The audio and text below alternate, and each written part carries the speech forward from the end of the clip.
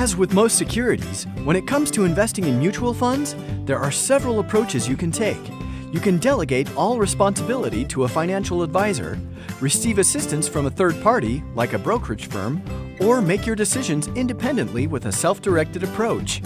You can think of this decision much like the one you make when moving. You can pay for a service to do everything from start to finish, hire someone to help you and transport your items, or choose to pack all of your belongings and move them yourself. Of course, these options are rarely free. Even if you do it all yourself, you will likely incur expenses for packing materials and gas, not to mention your time. Similarly, as with buying and selling stocks and bonds, there are often fees associated with investing in mutual funds, and they can vary in relation to the level of service you choose.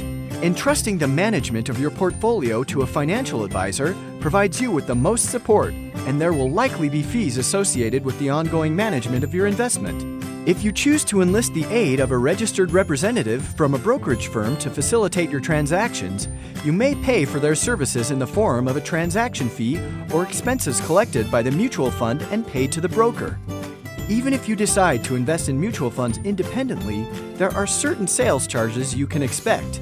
When you purchase shares of a fund, you typically buy them at the public offering price, which is the net asset value per share plus a sales charge.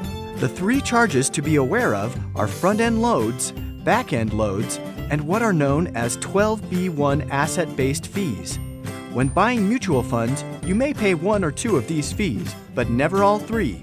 A front-end load is a sales charge of up to 8.5% applied at the purchase of the shares, increasing their price.